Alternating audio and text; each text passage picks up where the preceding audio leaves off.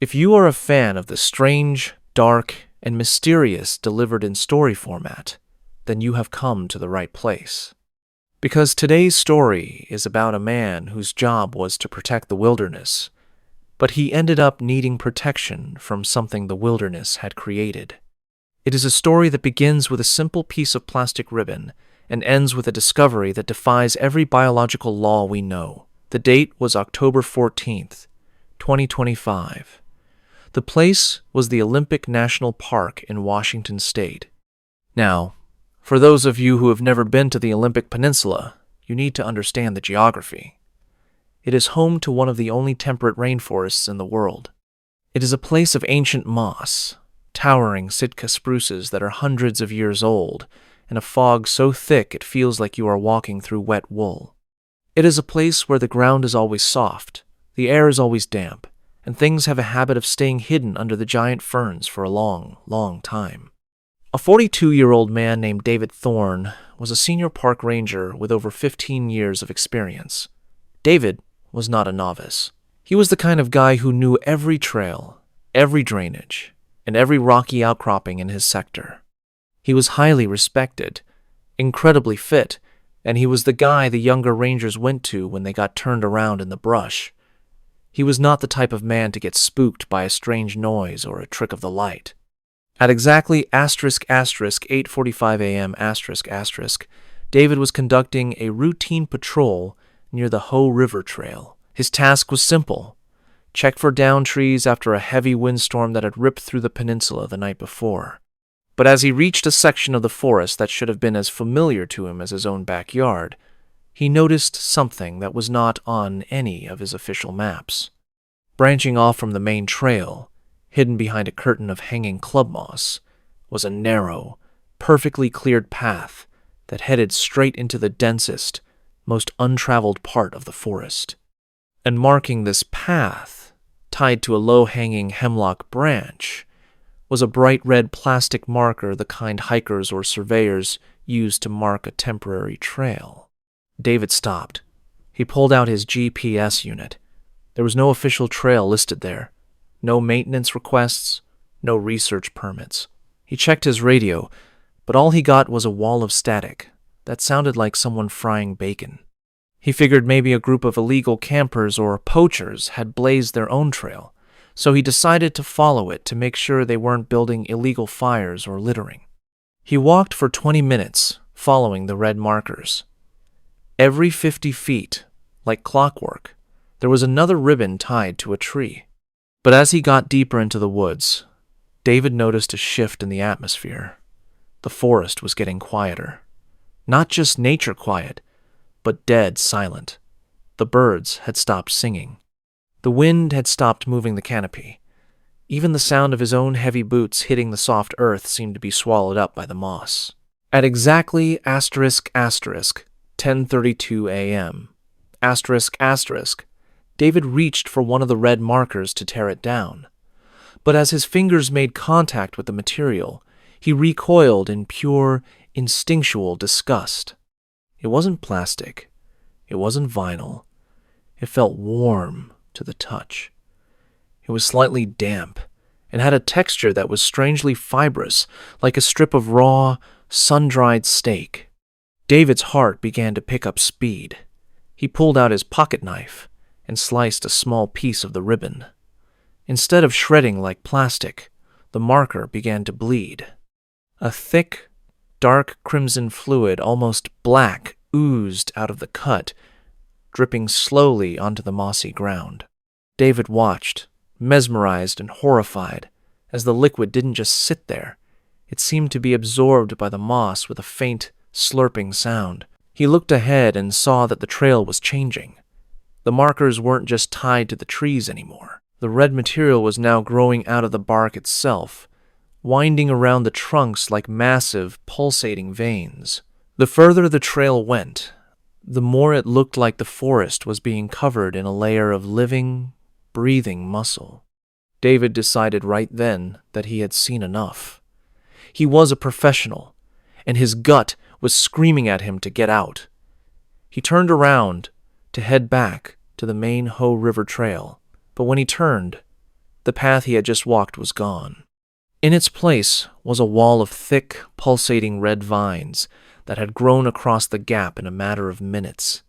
They were wet, slick, and moved with a slow, peristaltic motion, like an esophagus. He looked at his watch. It was asterisk 11:15 a.m. asterisk. He looked at his compass, but the needle was useless. It was pointing toward the center of the red trail, no matter which way he turned his body. He was being pulled inward. With no other choice, David kept moving forward, deeper into the core. As he walked, the ground beneath his boots started to feel soft, not like mud or peat, but like stepping on a mattress. Every time he took a step, the ground would groan, and a faint, rhythmic thumping could be felt through the thick soles of his boots. It was a vibration that traveled up his legs and settled in his chest. It was a heartbeat, a massive, subterranean heartbeat that seemed to encompass the entire valley. At asterisk 1:45 p.m. asterisk, David stumbled into a wide clearing. In the center of this clearing was a large, humped shape covered in a thick, matted layer of the red muscle fibers and gray lichen. As he got closer, his brain struggled to process what he was seeing. It was a vehicle. It was an old Forest Service truck, a 1991 Ford, its white paint barely visible under the red growth. He recognized the unit number on the door, 704. David's breath hitched. He knew that number. Unit 704 belonged to a ranger named Elias Vance. Elias had gone missing in this exact sector in October of asterisk 1994 for 30 years. The search for Elias Vance had been one of the biggest cold cases in Washington history. They had found nothing, no clothes, no truck, no tracks. The truck was suspended 3 feet off the ground by the red veins, which had grown through the windows, the tires, and the engine block, anchoring it like a fly in a spider's web. David forced the rusted door open. The interior of the truck didn't smell like rot. It smelled like ozone and iron. Sitting in the driver's seat was a figure. It wasn't a skeleton. It was a man, or what used to be a man. He was completely encased in the red fibers, his skin replaced by that same raw, muscular texture. His eyes were wide open, but they weren't human eyes anymore. They were flickering red orbs that pulsed in time with the heartbeat of the forest. The figure's mouth opened, and a sound came out. It wasn't a voice. It was the sound of a radio transmission. Specifically, it was the sound of David's own radio call from 10 minutes ago. It played back his own heavy breathing and the sound of his boots on the moss with perfect digital clarity. Observation number 8. A voice whispered from the dashboard of the truck. It was David's own voice, but it sounded older, more tired, as if it had been speaking for 1,000 years. Subject Thorn has reached the core. Initiation beginning. The trail is complete. David backed away, tripping over a tree root that felt suspiciously like a giant, pulsing artery. He scrambled to his feet and started running. He didn't follow the path. He crashed through the brush, ignoring the thorns that tore at his uniform and the mud that threatened to pull his boots off. He just needed to get away from the red.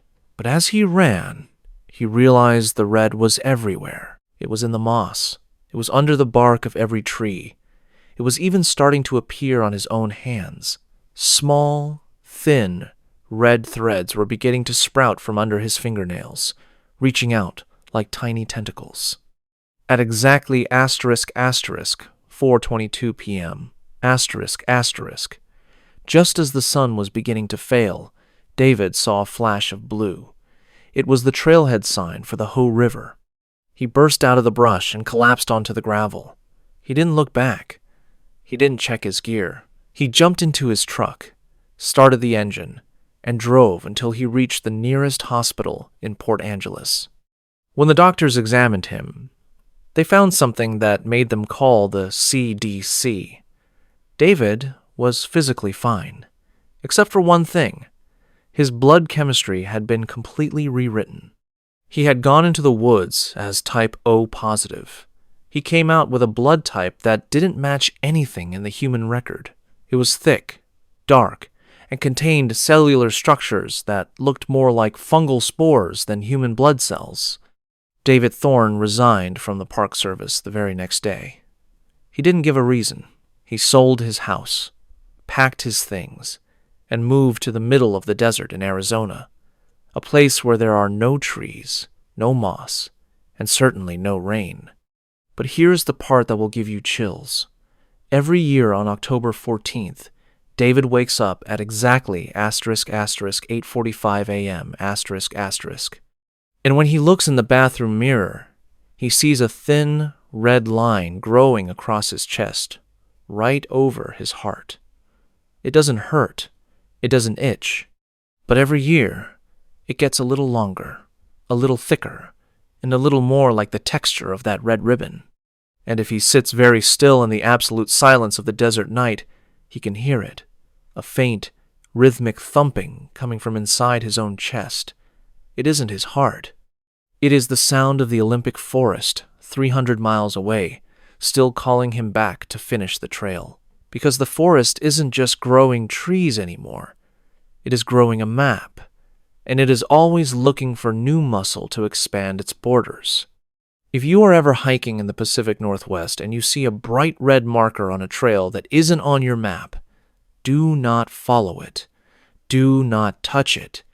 And for heaven's sake, do not think you are the one doing the exploring, because in the Hoh rainforest, the trail is the one exploring you. Now, you might think the Forest Service just let this go, but in November of **2025**, a specialized team was sent back into the area where David Thorne had reported the red trail. They were equipped with hazmat suits and high-frequency scanners. They found the clearing. They found the truck, Unit 704, but the truck was empty. There was no sign of Elias Vance, and more importantly, there was no sign of the red muscle fibers. The forest looked perfectly normal, just moss, trees, and dirt. However, when they towed the truck back to the lab and opened the engine block, they found that the pistons, the spark plugs, and the cylinder heads had all been replaced by perfectly formed, calcified human bone. The truck wasn't a machine anymore. It was a skeletal remains of a vehicle that had been digested and rebuilt. The Forest Service officially declared the area a permanent high-risk zone and fenced it off, citing unstable soil conditions. But those who know the story of David Thorne know better. They know that the forest is waiting. It is patient. It has all the time in the world to grow its next marker. And the next time someone like David steps off the path, the red ribbon will be waiting to lead them home. Thank you for listening to this story. If you enjoyed it, please hit the like button and subscribe for more strange, dark, and mysterious content. We post stories like this every single week. Until next time, stay safe out there in the wild. If you are a fan of the strange, dark, and mysterious delivered in story format, then you have come to the right place. Today's story is about a group of friends who wanted to escape the noise of the digital world, only to find themselves trapped in a place where the laws of physics, the flow of time, and the very fabric of their existence had been moved to a trash folder. It is a story that will make you look at your cell phone signal bars in a completely different way. The date was August 19th, 2025. The place was a remote, unnamed valley tucked deep within the high Uintas wilderness in Utah. Now, for those of you who aren't familiar with Utah's backcountry, it is famous for its dead zones. These are vast, ancient stretches of land where the geography is so jagged and the minerals in the rocks are so dense that they swallow every radio wave, cell signal, and GPS ping that tries to enter. For most people, this is a nightmare. But for 24-year-old Elias Thorne and his 3 best friends, it was the holy grail of vacations. They called it the digital detox. The rules were ironclad. Leave the phones, the tablets, and the smartwatches locked in the safe of the truck at the trailhead. Take only analog gear, mechanical watches, film cameras, and paper maps. They were going to disappear into the pines for 72 hours to reset their brains from the constant dopamine loops of Silicon Valley. Elias was a high-level software developer from San Francisco. He spent 16 hours a day staring at lines of code, and he was starting to feel like he was becoming part of the machine. Joining him were Sarah, a trauma nurse who needed a break from the sirens, Marcus, a former collegiate athlete who lived for physical challenges, and Chloe, a freelance photographer who wanted to capture the world on actual 35mm film. At exactly 10:30 a.m., the group hiked past a rusted, bullet-riddled metal sign at the edge of the wilderness. It simply said, "End of Forest Service maintenance. No signal beyond this point. Travel at your own risk." They laughed, adjusted their heavy packs, and descended into the valley. But as they crossed the invisible threshold of the valley floor, the atmosphere didn't just change, it curdled. The air felt heavy and static, like the sensation you get in your teeth right before a massive lightning strike. The wind didn't rustle the leaves. It seemed to vibrate them. The shadows on the ground didn't look like shadows of trees. They looked like jagged, low-resolution black shapes that flickered whenever the group moved their eyes. At exactly 2:00 p.m., they reached a small creek and decided to check their location. Elias pulled out his high-end, military-grade analog compass, but when he opened the brass casing, he didn't see the needle pointing north. The needle was spinning. It was moving in a slow, rhythmic circle, exactly one rotation every 2 seconds. And every time that needle completed a full turn, Marcus, who was wearing a mechanical wind-up Hamilton watch, noticed something that made his blood run cold. The second hand on his watch would skip. 1 second, 2 seconds. Then it would jump back 3 seconds. Then it would freeze for 5. It was as if the gears of reality were slipping. Marcus showed the watch to Sarah, who tried to find a pulse on her own wrist. She looked at her mechanical stopwatch and realized her heart was beating 72 times a minute, but the watch said only 10 seconds had passed. "The gear is glitching," Chloe whispered. She tried to take a picture of the strange, distorted clouds above them, but every time she pressed the shutter, the mechanical parts inside her vintage camera made a sound like a garbage disposal grinding on a fork. When she pulled the film lever, it didn't stop. It kept winding and winding, as if the roll of film inside had become infinite. They decided right then and there to turn back. They were only 5 miles in. It should have been an easy hike out. But as they turned around, they saw that the trail they had just walked, the one they had spent 4 hours descending, was gone. In its place was a wall of flat, featureless gray fog. It didn't look like weather. It looked like a missing texture in a video game. It was a vertical wall of nothingness that stretched from the canyon floor to the sky. At 4:45 p.m., the sun began to set. But it didn't set in the west. It stayed exactly where it was in the sky, turning a deep, bruised shade of purple, and then it simply blinked out. 1 second there was light, and the next, the valley was plunged into a darkness so absolute that their flashlights seemed to struggle to even leave the lens. The beams of their lights didn't travel. They seemed to hit the darkness and bend, as if the air itself had become a physical obstacle. "Stay together," Elias whispered. His voice sounded strange, like it was being played through a low bitrate speaker. He reached out to grab Marcus's shoulder to keep the group tight, but his hand passed right through Marcus's jacket. Marcus didn't feel like a ghost. He felt solid to himself, but for a split second, Elias's hand looked like digital static, a jumble of flickering, translucent pixels that hummed with a low frequency. Then, the broadcast began. It wasn't a voice. It was a sound that came from the ground itself.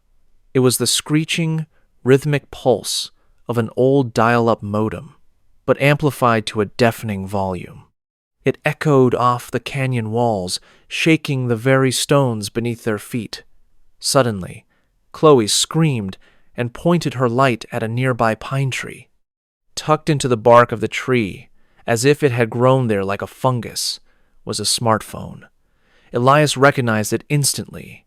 It was his phone, the one he had locked in the truck's safe 5 miles away. The screen was cracked, but it was glowing with an unnatural, blue intensity. It was playing a video on a loop. Elias walked over, his heart hammering against his ribs. The video showed the 4 of them standing in this exact spot, but they were older, much older. Sarah's hair was white and matted. Marcus was missing his left arm, the stump cauterized by something blue. They were sitting around a campfire that burned with a blue, cold flame that cast no shadows. The Elias in the video looked directly into the camera lens and spoke. His voice was a layered mess of thousands of different tones. "It is 8:12 p.m., the video Elias said. "We have been in the buffer for 19,000 days. If you are watching this, do not look at the moon. The moon is the eye of the compiler. If you look at it, you will be rendered." Everyone instinctively looked up. There was no moon. In its place was a giant, glowing white circle with a spinning, loading icon in the center, rotating slowly against the black sky. It was miles wide, pulsing with a pale light that made the trees below look like wireframe models. Panic, raw and primal, took over. Marcus, the athlete, couldn't take the sensory overload. The sound of the modem was drilling into his skull. He started running toward the gray fog, screaming for his mother, screaming for anyone. The others tried to catch him, but he was too fast. His movements were jagged, as if he were skipping frames in a movie. He disappeared into the mist at exactly 9:00 p.m. A second later, his voice boomed over an invisible speaker system that seemed to fill the entire valley. It was Marcus's voice, but it was coming from every direction at once. "Help! I found the exit!" "It is right." The voice didn't trail off. It shattered into a sharp burst of white noise. A sound so loud, it knocked Elias and the girls to the ground. Elias, Sarah, and Chloe huddled together under the rock overhang. They realized then that this valley wasn't a sanctuary. It was the recycle bin of the universe. This was where reality dumped the glitches, the people, the objects, and the moments that didn't fit the code of the world anymore. They looked around and saw that the pines were no longer pines. They were columns of green light, flickering between different shades of emerald and lime. At 3:00 a.m., the static sound finally stopped. The fog cleared for a moment, revealing the true nature of the valley. It wasn't full of trees anymore. It was a vast, endless field of rusted metal towers, thousands of them, reaching miles into the purple sky. Each tower was covered in thousands of tiny, glowing ports. And hanging from these towers, suspended by glowing red wires that entered the base of their skulls, were thousands of people. Their eyes were open. They were flickering with that same red light. They were being processed, their memories and their data being harvested to feed the world outside. Elias saw faces he recognized from missing persons posters he had seen in San Francisco years ago. Elias looked at his own hands. They were becoming transparent. He could see the rusted towers through his own skin.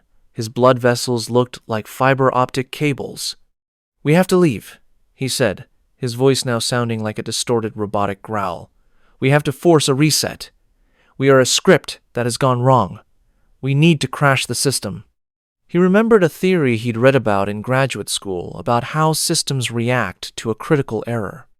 If a piece of data becomes too corrupted, the system tries to eject it before it infects the rest of the drive. He grabbed a high-intensity flare from his pack. He didn't aim it at the sky. He aimed it at the ground at the exact spot where the modem sound was loudest, where a cluster of blue wires was emerging from the dirt. "When I fire this, run toward the light. Do not look back, and do not think about anything but the parking lot," Elias yelled. He pulled the trigger. The flare hit the ground, but instead of an explosion of fire, it created a tear. It looked like a hole ripped in a photograph, showing the white paper underneath. Through the tear, Elias could see the trailhead parking lot. He could see the morning sun hitting the dust on his truck. He could see a ranger driving past in a green pickup. "Jump!" Sarah and Chloe dove into the tear. Elias followed, but as he moved, he felt something grab his ankle. He looked down and saw a hand made of static reaching out from the ground. It was Marcus. Or at least, it was what was left of Marcus's data. The thing that used to be Marcus tried to pull him back into the bin. Elias kicked it away, feeling a sensation like his entire body was being compressed through a needle. His vision turned into a sea of green code, then white, then nothing. He woke up on the gravel of the parking lot at exactly 10:30 a.m., the precise time they had originally arrived to start their hike. The mountain air was normal. His heart was beating at a normal rate. His friends were there, gasping, vomiting from the transition. Sarah was crying, clutching her own hair to make sure it was real. Chloe was shaking her camera, which was now empty of film. They were safe. The sun was warm. The birds were actually singing. The silence was just silence. But when Elias reached into his pocket to find his truck keys, he felt something else. He pulled it out. It was Marcus's Hamilton watch. The glass was shattered. The hands were spinning backwards so fast they were a blur, emitting a faint, high-pitched whine. And Marcus was gone. He wasn't in the truck. He wasn't on the trail. He wasn't in the bathroom, at the trailhead. Elias ran to the truck safe and ripped it open. His phone was there, exactly where he'd left it. It was cold to the touch. He turned it on and went to his photo gallery to show the police. But in every single photo from their childhood, from college, from the party last Christmas, and even from that morning, there were only 3 people: Sarah, Chloe, and Elias. There was always a gap, a space where a 4th person should have been standing. In their graduation photo, Sarah and Elias were holding hands with an invisible man. The space where Marcus should have been was just a blur of empty background. Marcus hadn't just died. He had been deleted from the history of the world. Even his parents, when Elias called them from the ranger station, didn't know who Marcus was. They told Elias he must be confused or stressed from work. They said they only had a daughter.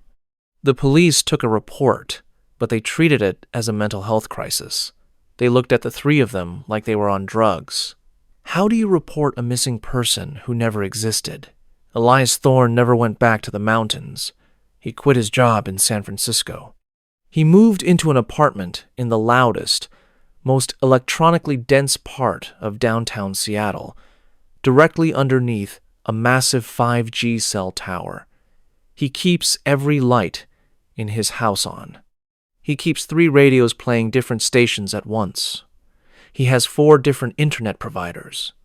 He wants the noise. He wants the signal. He wants to be so deeply connected to the network that the universe can never mistake him for a glitch again. Because he knows that in the quiet places, where the bars on your phone drop to 0, the world stops being real.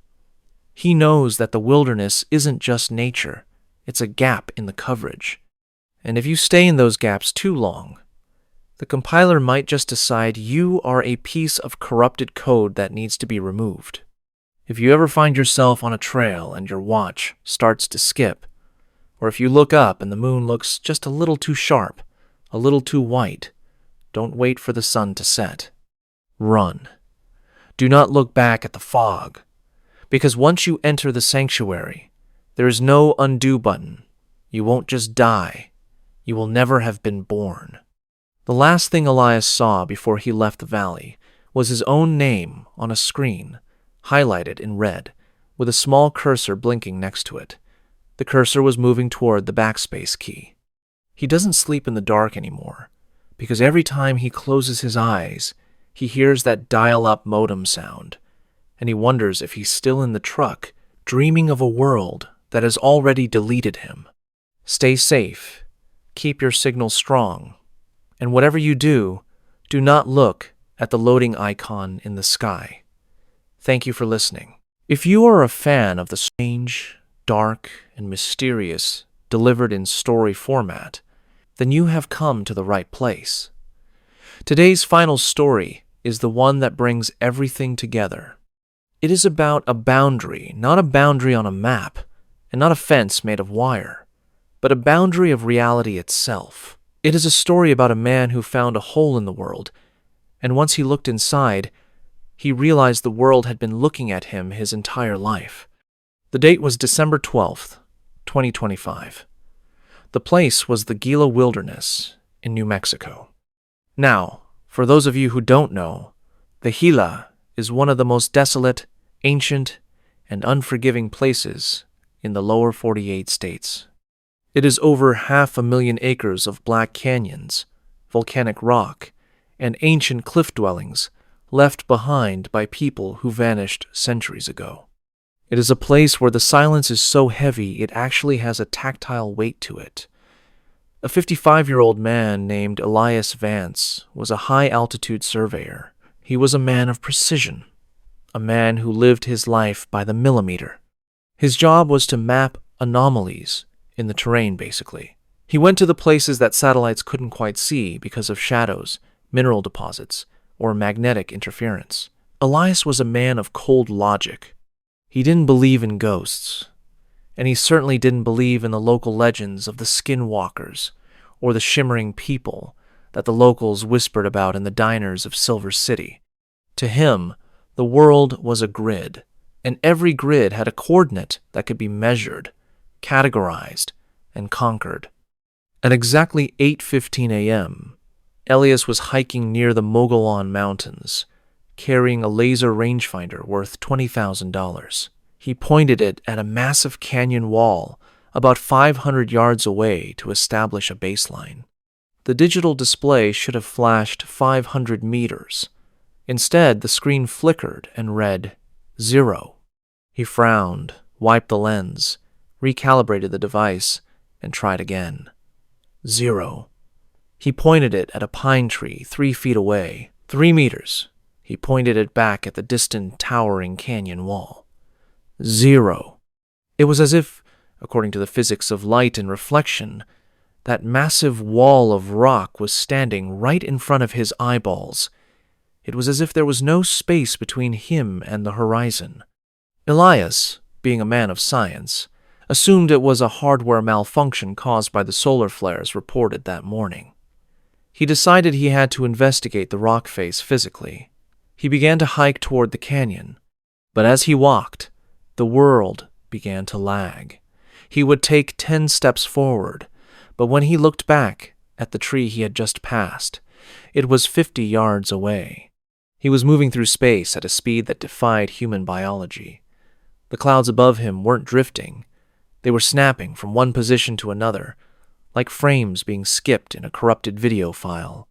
At exactly 11:45 a.m., Elias reached the base of the canyon wall, but as he got closer, his brain began to reject what his eyes were seeing.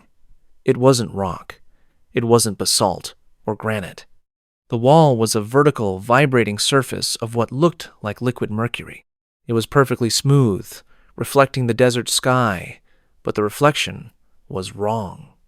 In the mercury wall, the sun wasn't yellow. It was a deep, pulsing emerald green. The trees in the reflection had blue leaves, and the mountains behind him were shaped like perfect geometric pyramids. Elias reached out a gloved hand, his curiosity overriding his survival instinct. He expected to touch cold, hard stone or wet liquid, but his hand didn't hit a surface. It just disappeared. He felt a sensation of pins and needles, like his arm had fallen asleep, but 1,000 times more intense. He pulled his hand back, and his heavy-duty work glove was gone. Not torn, not cut, just erased.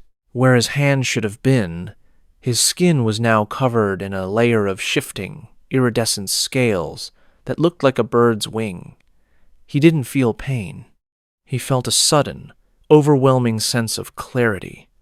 He felt like he could see the code behind the air. At exactly 1:20 p.m., Elias noticed something moving inside the mercury wall. A figure was walking toward him from the other side. It was a man. As the figure got closer, Elias realized the man was wearing a surveyor's uniform identical to his own. He was carrying the same laser rangefinder. He had the same gray stubble, the same tired eyes, and the same small scar on his chin from a childhood fall. The man on the other side stopped and looked at Elias. But he didn't look scared. He looked disappointed, like a baker looking at a burnt loaf of bread. The double reached out and touched the surface of the wall from the other side. When his hand passed through the silver film, it came out looking exactly like Elias's original hand, with the glove still on. The two men were standing inches apart, separated by a thin, vibrating membrane of elsewhere. "You weren't supposed to find the seam," the double said. His voice didn't come from his mouth. It came from the speakers of the rangefinder hanging around Elias's neck. It was a synthesized, hollow version of his own voice. "The grid is being updated. You are part of the old version. You are redundant data." Elias tried to scream, but he realized his mouth was no longer there. His face was becoming smooth and featureless, like the surface of the mercury wall. He looked down at his body and saw that he was dissolving into a stream of silver numbers, geometric shapes, and lines of glowing green text. He wasn't dying. He was being recalculated. He was being moved to a different folder. At exactly 3:30 p.m., the emerald sun in the reflection began to set. The double, the new Elias, stepped through the wall, fully entering our world. He adjusted his hat, checked his rangefinder, which now read a perfect 500 meters, and began to walk back toward the trailhead with a confident, rhythmic stride. The real Elias, or what was left of his consciousness, was pulled into the mercury. He found himself standing in a version of the Gila wilderness that was made entirely of light, sound, and mathematics. There were no trees, only the times, frequency times of trees. There were no rocks, only the times vibration, times of minerals. He was in the source code. He looked up and saw the seam. It was a giant, glowing golden zipper that stretched across the entire sky, from horizon to horizon, and through the zipper he could see the world he had just left. It was like looking through a window into a house he no longer lived in. He saw his double reaching his truck. He saw his double driving back to the surveyor's office in Silver City. He saw his double walking into his home, hugging his wife, and eating a dinner of beef stew. And then, the horror truly set in. The double stopped eating, looked directly into the kitchen window as if looking through the seam, and straight at the real Elias trapped in the light, and he smiled. The double mouthed one word, archived. Elias Vance was never reported missing. He never became a statistic in a missing 411 book, because as far as the world, his family, and the government were concerned, Elias Vance never left. He returned from his trip, he finished his maps, and he lived another 30 years before dying peacefully in his sleep, surrounded by his grandchildren. But the surveyors who inherited Elias's old equipment years later noticed something strange. Every map Elias made after that trip in December 2025 was perfect. They were too perfect. There wasn't a single error, not a single smudge, and not a single missing coordinate in over 1,000 pages of data. But if you looked at those maps under a specific frequency of ultraviolet light, you could see something hidden in the margins, drawn in a substance that wasn't ink. There were thousands of tiny, hand-drawn symbols that looked like eyes, and every single eye was looking toward the center of the map, where a single coordinate was marked with a 0. If you ever find yourself in the Gila Wilderness, or the Smokies, or the Olympic Peninsula, and your GPS starts giving you impossible readings if it tells you that the mountain 10 miles away is actually 0 inches from your face, do not keep walking. If you see a wall of rock that looks a little too much like a mirror, or if the trees start to sound like your own mother calling your name, turn around. Do not try to touch your reflection, because the grid is always being updated. The universe is constantly cleaning its hard drive, and if the system finds two versions of the same file, it has to decide which one is the master and which one is the backup. There are places in this world where the render distance is short and the seams are thin. We call them national parks. We call them wilderness. We think we go there to find ourselves. But the things on the other side, they go there to find times us asterisk. To them, we aren't people. We are just data points. And sometimes, data needs to be refreshed. Elias Vance is still there, in the Gila. He isn't a man anymore. He is the sound of the wind through the canyons. He is the static on your radio. He is the reason your compass spins when it should be still. He is archived, waiting for the next update, waiting for the system to crash so he can finally step back through the seam. Until then, stay safe, stay on the grid, and whatever you do, do not look at the zero. Because once you see the hole in the world realizes there is a hole in you. Thank you for joining us for this marathon of the strange, dark, and mysterious. If you enjoyed these 5 stories, please hit the like button and subscribe. We post these journeys into the unknown every single week. Until next time, keep your signals strong and your eyes on the trail, because you never know when you might step off the map and into the bin. Good night.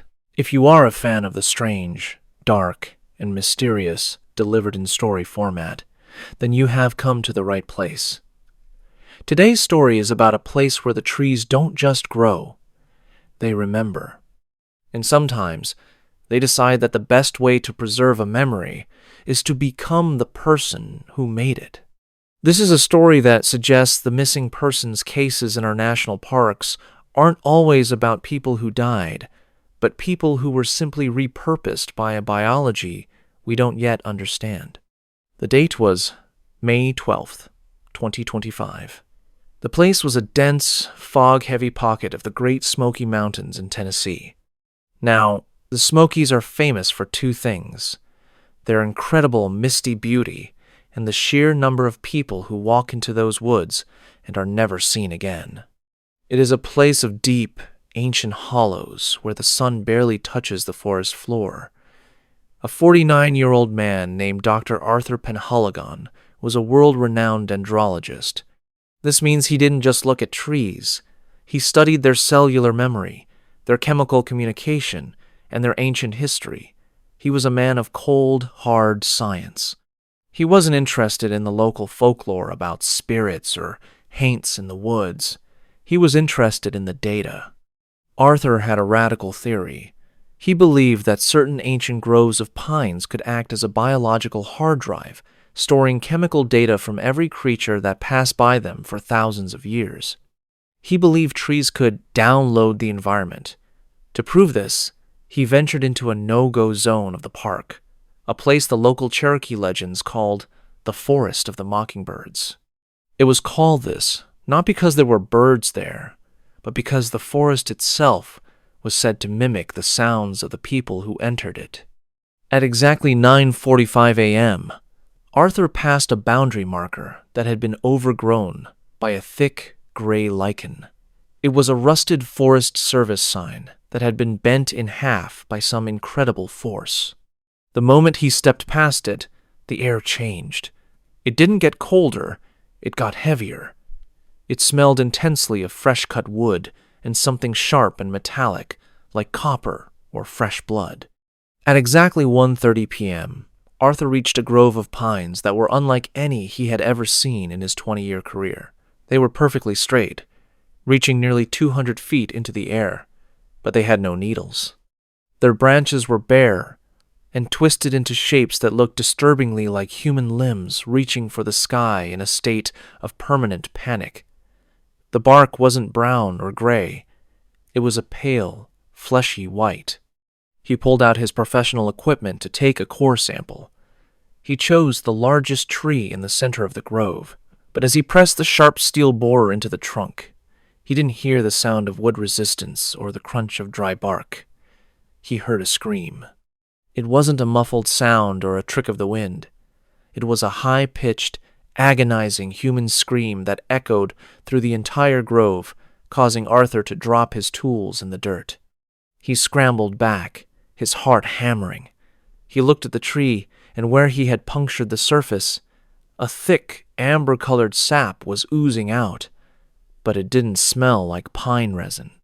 It smelled like iron. It smelled like a hospital. It smelled like blood. Arthur tried to rationalize it.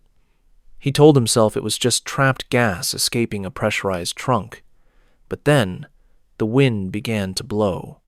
As the wind moved through the bare, twisted branches, the trees didn't rustle or creak. They wailed. The shape of the branches acted like a massive flute, and the sound coming out was the sound of thousands of voices screaming in unison, men, women, and children. It was a symphony of collective grief. At exactly 4:20 p.m., Arthur realized he was no longer alone in the grove. He looked at a tree 10 feet to his left and saw a face. It wasn't carved into the wood by a hiker. It was emerging from times under times the bark. It was the face of a young woman, her eyes closed, her mouth open in a silent, eternal cry. As he watched, the white bark shifted and stretched like skin, and the face moved. The eyes snapped open. They were made of dark, polished wood, but they followed his every movement. Arthur grabbed his pack and turned to run, but his boots felt like they were stuck in wet cement. He looked down and saw that the pine needles on the forest floor weren't needles at all. They were hair. Long, brown and blonde human hair, millions of strands of it, weaving themselves around his laces and pulling him down toward the roots. The entire forest floor was a carpet of human remains that had been turned into vegetation. He pulled out his survival hatchet and began hacking at the hair, but every time he cut a strand, he heard a sob come from the ground beneath him. At exactly 6:00 p.m., the sun began to set, turning the white trees a blood-red color. That is when the mimicry reached its terrifying peak. One of the trees, the very one he had bored a hole into, began to split down the middle. The bark didn't just crack. It peeled back like a surgical incision. Out of the center of the tree stepped a figure. It was tall, thin, and its skin had the texture of rough, unpolished wood. But the face was Arthur's. It had his glasses. It had his gray beard. It even had the small, jagged mole on his right cheek. The thing stood there, its wooden joints creaking like a heavy door on rusty hinges. It opened its mouth, and Arthur's own voice came out, but it was layered with the sound of snapping twigs and dry leaves. "Thank you for the sample, Arthur," the thing said, its wooden eyes fixed on his. "We needed a new map. We needed a fresh memory to replace the ones that are rotting. You are a very detailed subject." Arthur didn't stay to hear more. He sprinted through the hair on the ground, his boots slipping on the slick, organic carpet. He ignored the screams of the forest floor as he stepped on it. He ran until his lungs felt like they were filled with broken glass and wood smoke.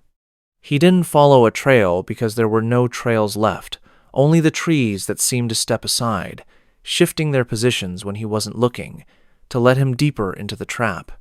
Every time he looked back, he saw his wooden double walking behind him.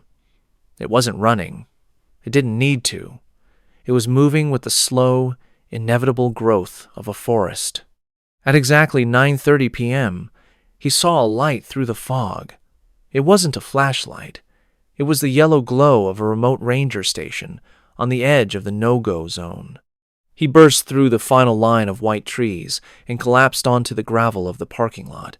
The transition from soft hair to hard stone felt like a miracle. The Rangers found him at 10:15 p.m. He was catatonic, curled in a fetal position, clutching a handful of what he thought was moss, but was actually a clump of that long, brown hair he had ripped from the ground. They took him to the nearest hospital in Gatlinburg, treating him for severe shock, dehydration, and thousands of tiny lacerations on his legs. But here is the part that will make you never want to go camping again.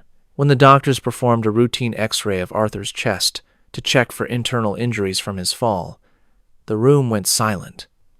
They didn't find lungs. They didn't find a rib cage. Instead, the image showed a complex, dense network of roots and branches where his organs should have been.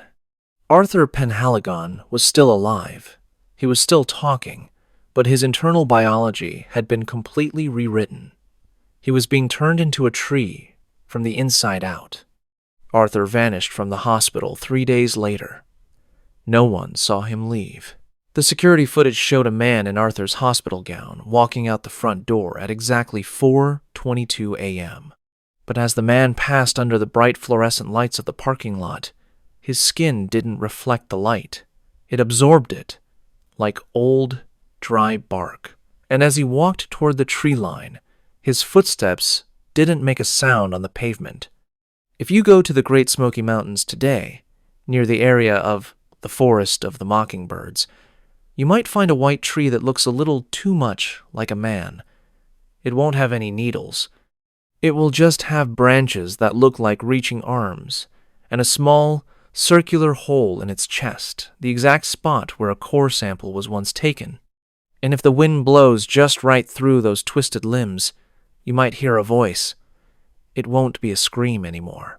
It will sound like a calm, educated man, a scientist, explaining the complex biology of the forest to an audience that isn't there.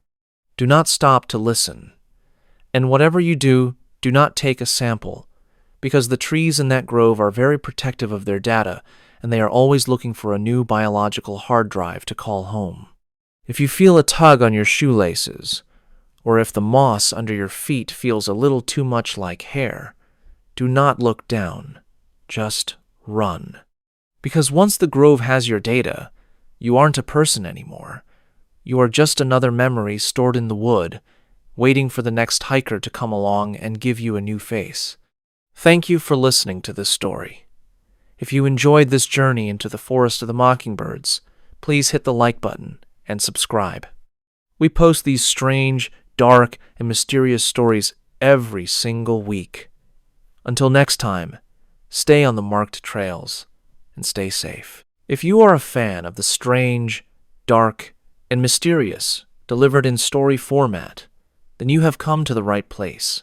Today's story involves a man who did everything right. He was prepared, he was experienced, and he knew the rules of the wild. But as he was about to find out, the wilderness has its own set of rules, and those rules do not care about your experience or your gear. The date was November 3rd, 2025. The place was the high country of the Bitterroot National Forest in Montana. Now, for those of you who don't know, the Bitterroot is about as rugged as it gets. It is over 1.5 million acres of jagged granite peaks, deep canyons, and timber so thick you can't see 5 feet in front of your face. It is a place where people go to get lost, and unfortunately, a place where many stay lost forever. A 38-year-old man named Caleb Ross was what you would call an elite survivalist. We are not talking about a weekend warrior who bought some gear at a big box store because he watched a reality show. Caleb was a guy who would disappear into the mountains for weeks with nothing but a fixed blade knife, a ferro rod, and a wool blanket. He had navigated the swamps of Florida and survived the biting cold of the Alaskan interior. He was the kind of person who felt more at home in the woods than in a grocery store. At exactly 10:15 a.m., Caleb stepped off the marked trail near Trapper Peak. His plan was a 3-day solo cross-country trek. He wanted to test his ability to navigate without a GPS, relying only on a topographical map and his silver pocket compass. He wanted to feel that raw connection to the earth that only comes when you are truly isolated. The first few hours were perfect. The Montana air was crisp, the larch trees were a brilliant gold, and the only sound was the rhythmic crunch of frozen pine needles under his boots. Caleb was in his element. He felt invincible. But at exactly 4:44 p.m., As the sun began to slide behind the sharp ridges, the vibe of the forest shifted. It was like someone had flipped a switch from peaceful to predatory. Caleb stepped into a small, circular clearing. In the center of this clearing were 3 deer. Now, seeing deer in Montana is about as common as seeing a car in a parking lot. But these deer were wrong. They were standing in a perfect equilateral triangle, facing inward toward each other.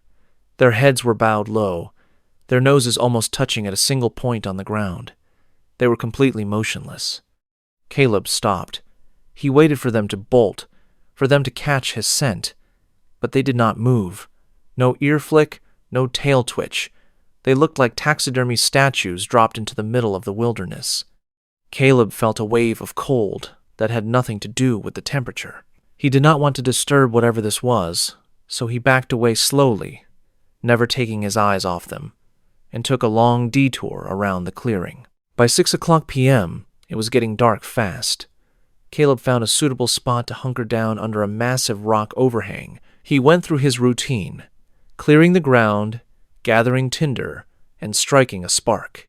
But when he pulled out his silver pocket compass to check the wind direction for his fire, he saw something that made his stomach drop.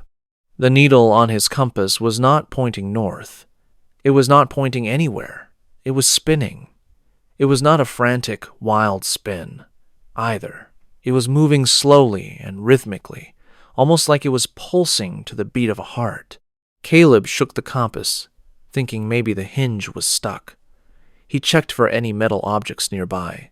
Nothing. He tried to ignore it and focused on his fire.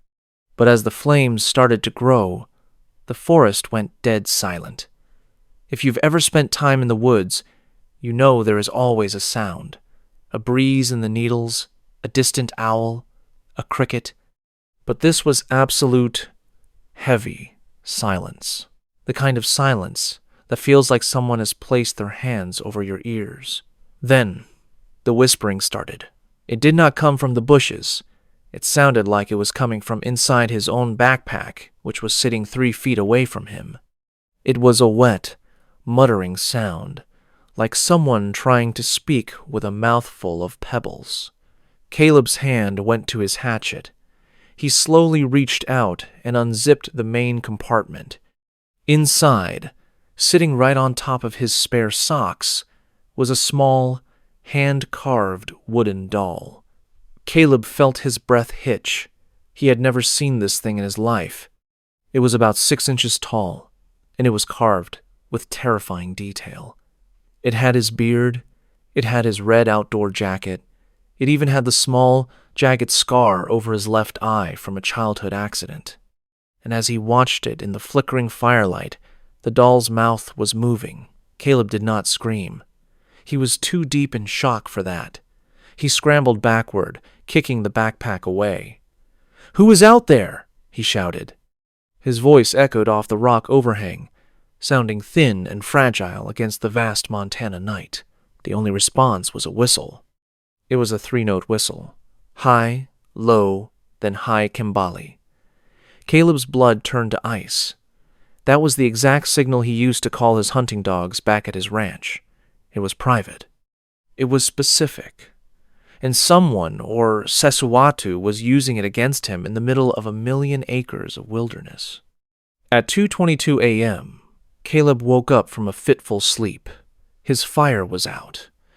Not just died down, but smothered.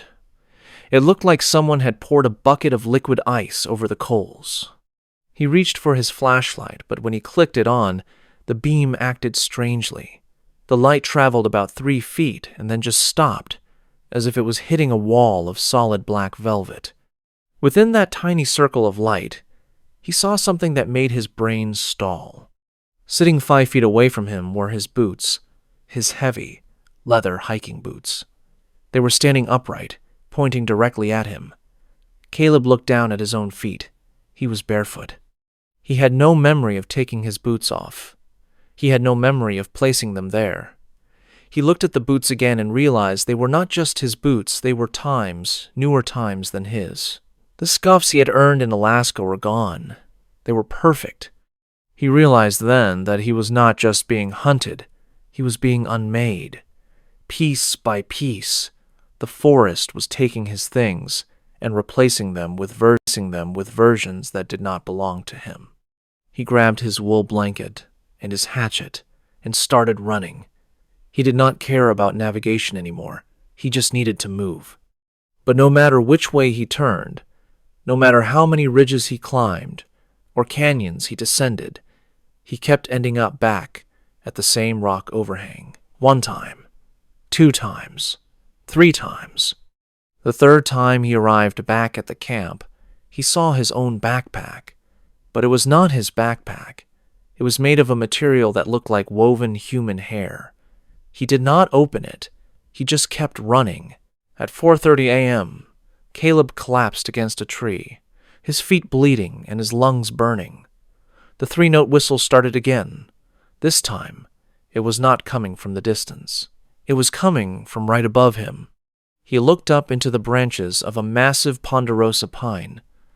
Perched there, looking down at him, were the 3 deer from the clearing. They were crouching on the limbs like giant, gangly birds, their long legs folded in ways that should have been physically impossible. Their black, glassy eyes reflected the moonlight in a way that looked like static on a television screen. One of the deer opened its mouth. It did not make a sound like an animal. It spoke, and it spoke in Caleb's own voice. It said, "The rule of 3, Caleb. 3 minutes without air, 3 days without water, 3 steps until you belong to the forest." Caleb felt a sensation of something pulling at his skin. He looked at his hand, and for a split second, his fingers looked like they were made of wood. He was not just being hunted, he was being harvested. Caleb did not wait to hear more. He knew he was losing his mind or losing his soul, and he did not care which. He grabbed his emergency fuel canister, a small bottle of white gas, and poured it over a pile of dry brush. He struck his ferro rod with everything he had left. The explosion of orange flame ripped through that unnatural, inky darkness. For a split second, the world snapped back into focus. The deer were gone. The whispering stopped. The forest felt like a forest again. Caleb saw a gap in the trees that looked like a real path, and he ran. He ran until his heart felt like it was going to burst through his ribs. He did not stop until he felt the hard, cold sensation of asphalt under his feet. He had reached a Forest Service road. It was 7:15 a.m. He found his truck exactly where he had left it. He dove into the driver's seat, locked the doors, and drove until he saw a ranger station. He did not go inside to tell a story about monsters. He was a survivalist. He knew people would think he had a psychotic break from the isolation. He just grabbed the radio and called 911. When the authorities arrived, they found Caleb shivering in the back of his truck. He had mild hypothermia and some nasty cuts on his feet, but he was alive. One of the deputies, a guy named Miller who had known Caleb for years, walked up to him to give him a blanket. Miller paused and looked at Caleb's red jacket. "Hey, Caleb," he said, sounding confused. "When did you get the custom stitching done?" Caleb looked down.